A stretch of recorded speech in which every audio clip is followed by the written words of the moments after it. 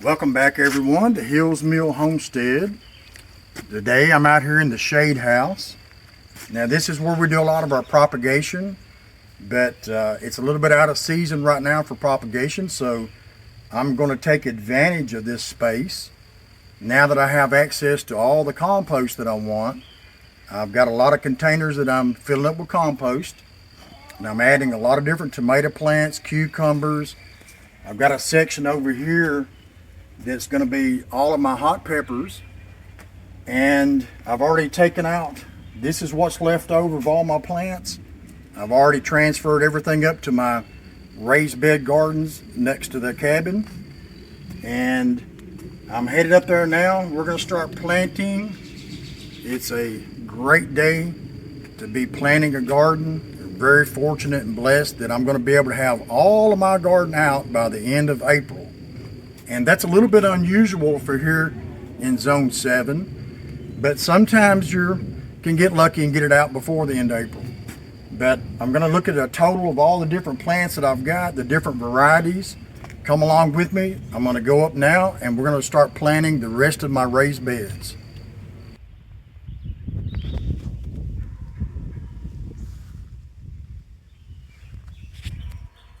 This is my potato raised bed. And it looks like some of those are beginning to bloom. I've got the Pontiac Red planted in this raised bed. And here is part of my container garden. And I've also got the Pontiac Red. I've got some of the bulb onions mixed in. They're great companion plants. And it looks like that they're getting ready to bloom also.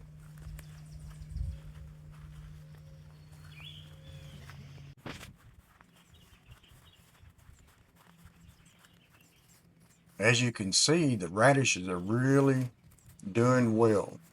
I'm having to keep them thinned at least daily, but now they're making some really good radish size.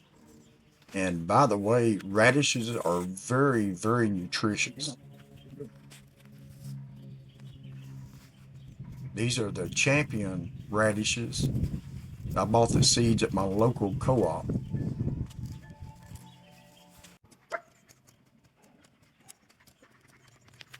I am going more toward gardening of a no-till system, but before you plant, you've got to come in through where you're going to plant and remove any vegetation that's growing. And when I get through planting, I'll cover this with straw to keep any of the weeds from germinating.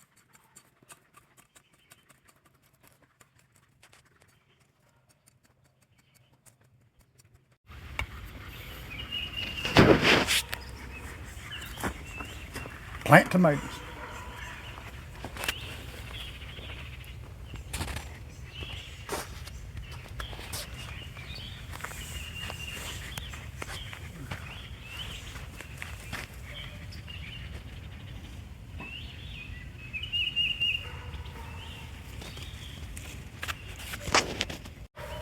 I'm gonna go pretty quick. So you film pretty quick. Worm castings.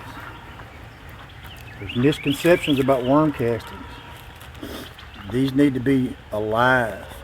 There needs to be, let's see, 6 billion microorganisms right there. That soil has to be alive. If it's not alive, it's not beneficial. So that's the deal with the worm castings, is you're adding billions of microbes to keep the soil alive and thriving and healthy. That's why I add them to the bottom, to make sure that it's an instant. The plant has an instant access to the live soil.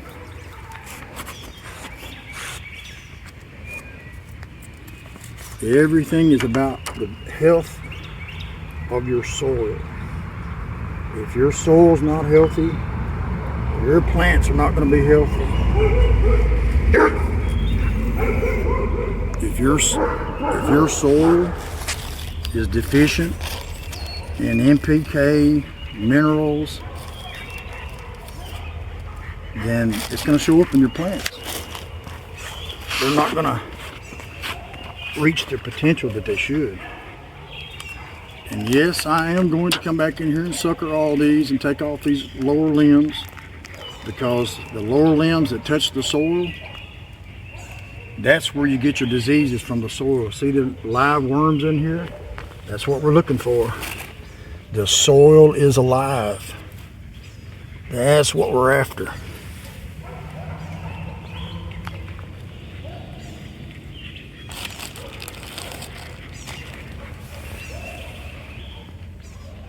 I'm going to show you some worm eggs. And the fascinating thing about the worm eggs is they can lay dormant for weeks and weeks, and then all of a sudden you put them in the right environment, they'll hatch. You'll have new worms everywhere.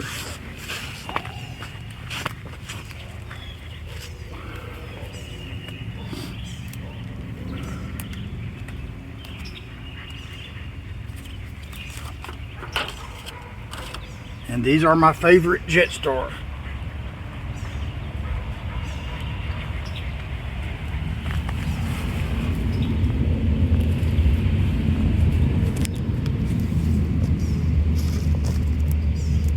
This year, I've expanded my tomato production with mini bustles, Amish paste, Indian River, and black cream. And those are supposed to be very similar to a Cherokee purple. So we'll wait and see about that.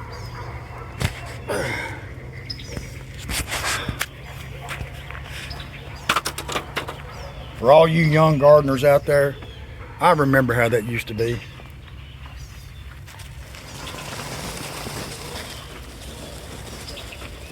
Yeah, I was young once too. Hard to believe.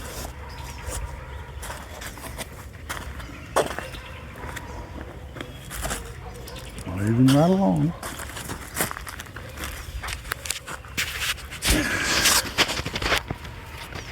Move your lower limbs.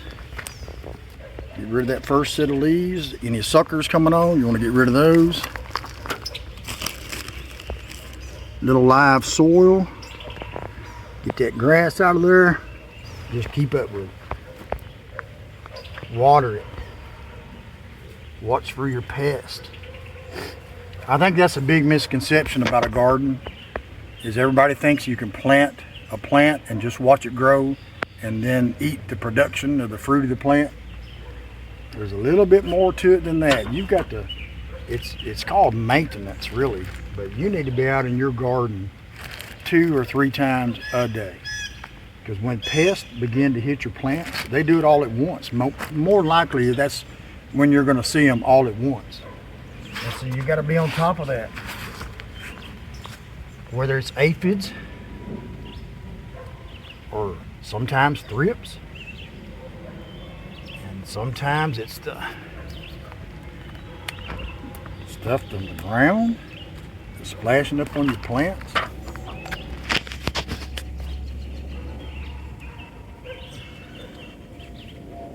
And I don't try to bury these too deep, and the reason why is this soil is loose enough that these roots are gonna go wherever they want to go. And if you plant them really, really, really deep, then you're gonna throw production into the root system of that plant, making more roots than the production of the plant. So I just like to put it as deep as it needs to be at first, and then keep it watered, maintain it, let it grow. A little bit of live bacteria.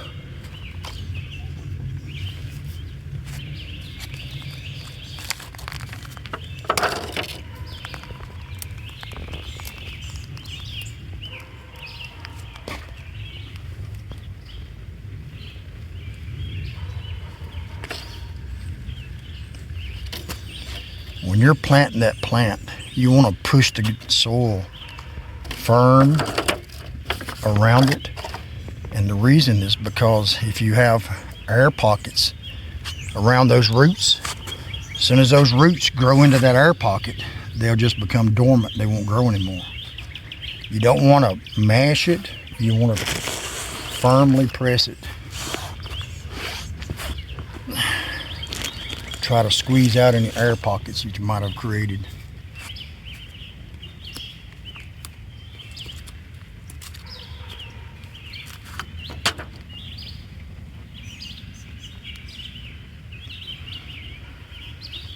I'm gonna have to trellis these pretty quick because right now a windstorm would not be good for them.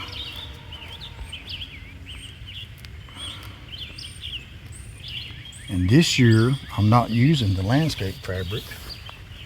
I'm going to more of the no-till method and just keep adding good compost and good soil and keep building on it. I'm gonna get away from the landscape fabric as far as my tomatoes and peppers. Now, it's going to take a lot of maintenance to keep all the weeds pulled out, but that's just part of it.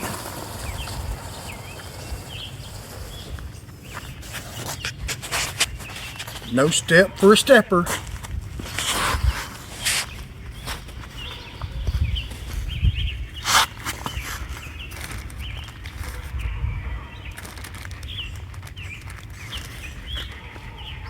Get some of that good live soil going in there. See if we can give it a big boost.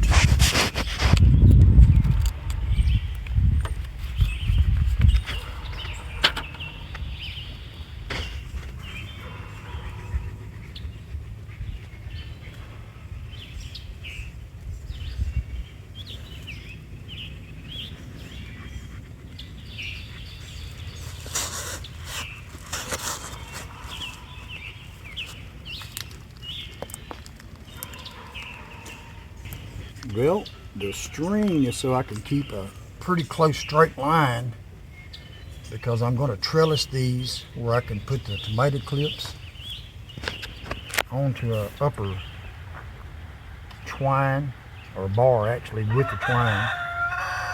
And so you want them to be pretty straight so your clips and strings are just not all over the place. As far as the tomatoes, I normally go about 16 to 20 inches because I use those baskets. These are going to not have any baskets. These are going to, like I said, I'm going to tomato clip these up. So these are every 2 feet. And as I sucker them as they grow, that should give them plenty of space in between for lots of airflow. That's definitely, tomatoes need airflow. Keep the diseases down with lots of airflow.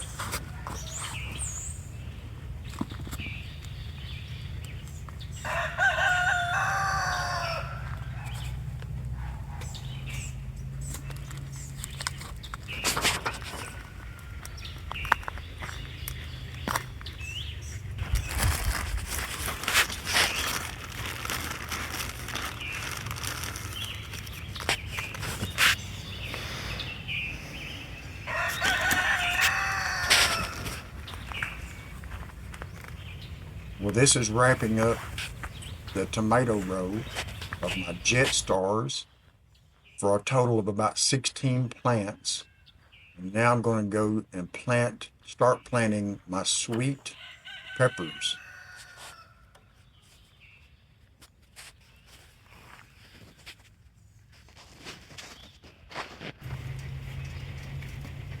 In this raised bed area where I'm planting my row of peppers, I have 4 different varieties.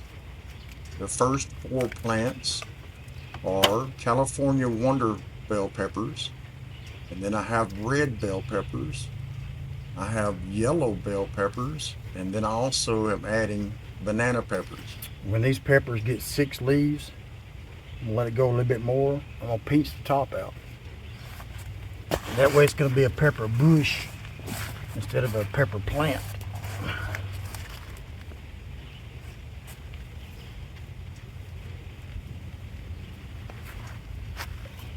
And if you're wondering what this white material is, that's perlite that I mix in with this compost just so it has no nutrition value, but it keeps the soil from compacting and it gives a little bit better drainage when it's not compacted.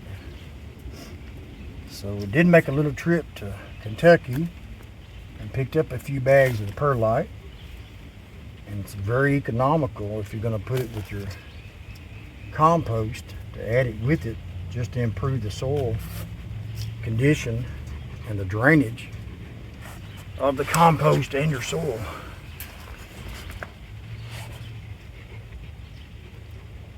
My most favorite place.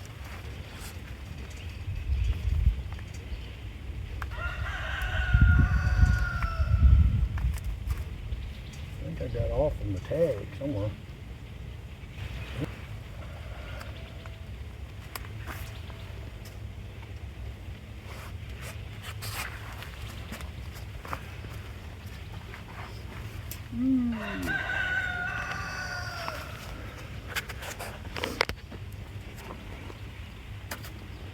What a lovely day to be gardening.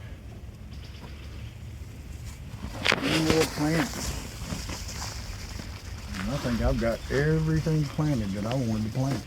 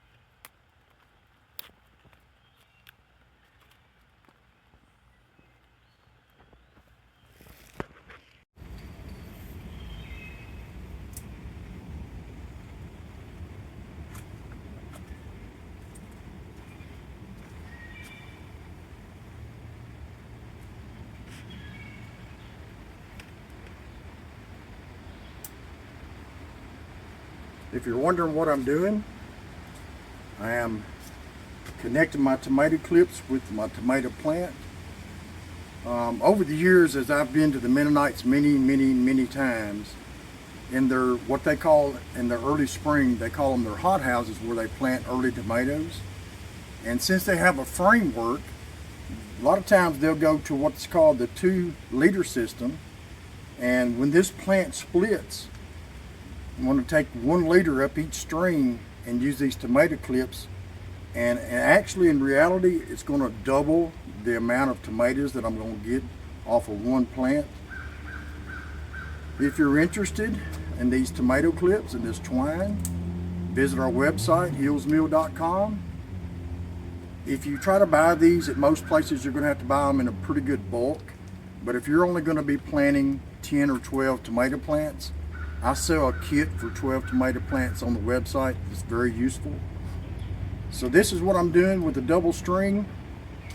Now we're going to go over to the other raised bed. We had a big rain last night. Everything is soaking wet, but it all looks like it's growing pretty good. Got the Vago bed completed. I got it planted the way I wanted. If you're interested in any of the Vago products that they sell, there will be an affiliate link in the description of this video.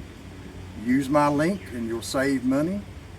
And let's go over to the other part of the raised bed where I've got the other plants out, and I'm going to show you what's going on over there.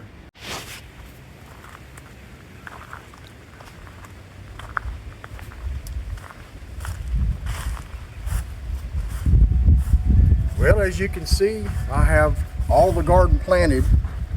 I ran out of daylight on the last part of the video, and then we had rain all night, but I do have it all planted now. You've seen the material list. That's going to be for the trellis system that I'm going to use in this area of the raised beds. This is what I call my second raised bed, but as I showed you in the shade house where I'm going to use the 2-liter system, check out the next video If you're a subscriber, we really appreciate you. If you're not a subscriber, please subscribe to the channel. Click the notification, the like, the share. And in this next video, I'm going to build the trellis system. And if you want to learn how to trellis your plants on the tomato twine and the clips, follow along with this. I will say that we did have a big rain, and for the last 3 or 4 days when I was getting ready to plant, the daytime temperature was about 80 degrees. The nighttime temperature was about 60, which is great for tomatoes and peppers. But for the past couple of days, we had a little cold front come through with this rain, and the daytime temperatures are about 60.